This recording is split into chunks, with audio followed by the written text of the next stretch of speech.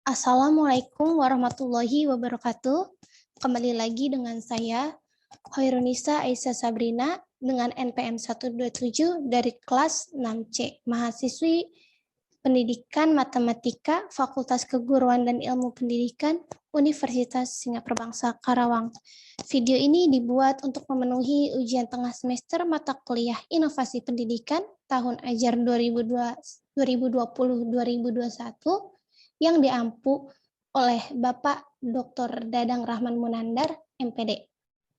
Pembahasan yang akan saya paparkan pada video kali ini mengenai inovasi pembelajaran matematika, yaitu pembelajaran discovery learning pada materi relasi dan fungsi kelas 8 semester ganjil. Tanpa waktu lama, langsung saja kita membahas apa itu discovery learning dan penerapannya pada materi relasi dan fungsi. Nah, sebenarnya apa sih discovery learning itu? Secara bahasa, discovery learning itu penemuan atau proses menemukan sesuatu yang baru.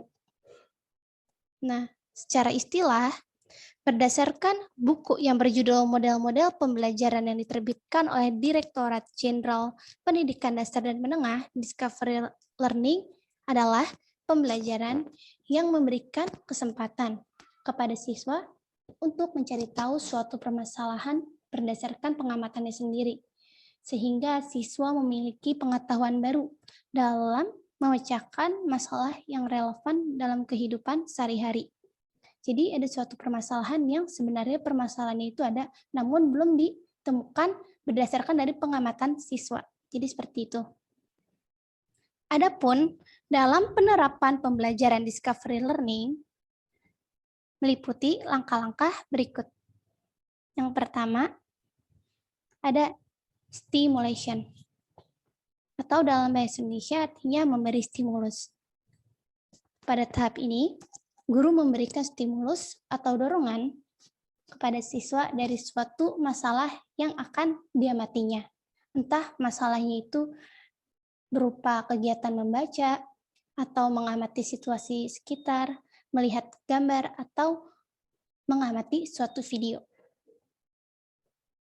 Langkah yang kedua, ada problem statement, atau mengidentifikasi masalah. Setelah memperhatikan suatu gambar atau video, siswa diharapkan sudah menemukan permasalahannya.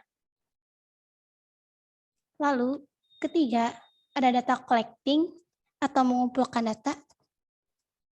Jadi, dalam tahap ini, untuk menemukan solusinya, siswa diminta untuk mengumpulkan informasi-informasi yang berhubungan dengan masalah yang akan diselesaikannya. Lalu yang keempat, ada data processing atau mengolah data. Jadi, pada langkah ini, siswa diharapkan mengeksplorasi kemampuan pengetahuan konseptualnya setelah mampu mengumpulkan informasi-informasi yang didapatnya. Lalu yang kelima, ada verification atau memverifikasi. Pada langkah ini, siswa diminta untuk mengecek hasil pengolahan data yang telah dilakukannya tadi berdasarkan sumber-sumber yang relevan atau dari buku pelajaran salah satunya, yang kemudian dipadukan sehingga menjadi suatu kesimpulan. Lalu yang terakhir, ada langkah generalization atau menyimpulkan. Pada langkah ini, siswa diminta untuk menggeneralisasikan kesimpulan terhadap suatu masalah yang dikajinya. Sebagai contoh, ada suatu masalah yang diambil dari buku cetak matematika penerbit Erlangga, yaitu di sini ada data pelajaran yang disukai siswa kelas 8. Ada nama siswa dan pelajaran yang disukainya. Permasalahan ini bisa disajikan dalam LKS atau dalam PowerPoint, atau ditampilkan gurunya dituliskan dalam papan tulis. Kita ambil contoh, tampilkan dalam LKS. Jadi, guru memberikan LKS-nya kepada setiap siswa yang sudah membentuk kelompok. Guru menginstruksikan kepada setiap kelompok untuk membaca petunjuk yang ada dalam LKS. Kemudian, memahami permasalahan yang ini yang dikaitkan dengan suatu relasi. Jadi, guru memberikan pertanyaan untuk mendorong siswa dari permasalahan ini. Contohnya, apa sih relasi itu? Kemudian, apa sih hubungannya dengan materi sebelumnya, yaitu materi himpunan? Kemudian, siswa diminta untuk menuliskannya pada LKS untuk menyajikan fungsi dari permasalahan ini. Selain itu, di LKS juga bisa saja disajikan pertanyaan-pertanyaan yang akan mendorong siswa mengetahui materi tersebut dengan pengetahuannya sendiri. Seperti, apa itu domain, kodomain, dan range dari permasalahan ini. Kemudian, dari tahap yang kedua, yaitu problem statement, atau mengidentifikasi masalah, guru sebagai fasilitator mengelilingi setiap kelompok atau menghampiri setiap siswa untuk menanyakan permasalahan apa yang dia dapat. Begitu, atau mendorong siswa yang sekiranya kesulitan menemukan masalah. Kemudian jika sudah menemukan, guru bisa memintakan alasannya. Yang ketiga, ada data collection atau mengumpulkan data. Guru memberikan kesempatan pada siswa untuk membaca dan memahami buku ajar yang berkaitan dengan masalah ini. Seperti tadi, bagaimana itu domain, kodomain, dan range dari permasalahan ini. Kemudian ada data processing atau pengolahan data.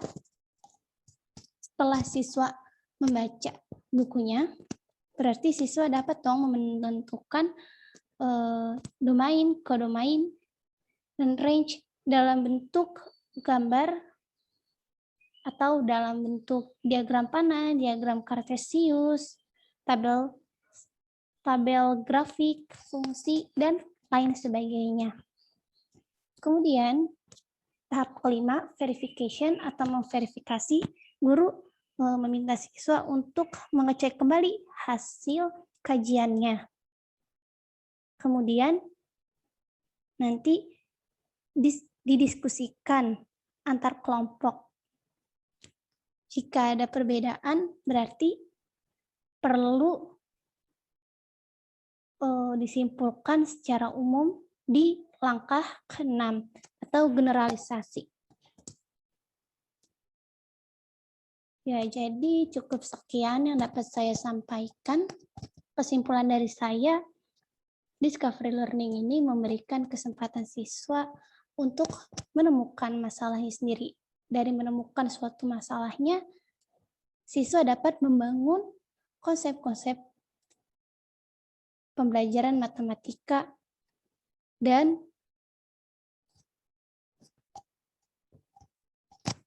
konsepnya tersebut dapat diingat dalam jangka waktu yang lama karena siswa terlibat langsung dalam suatu masalah, ketimbang siswa menghafal yang materinya itu cepat lupa.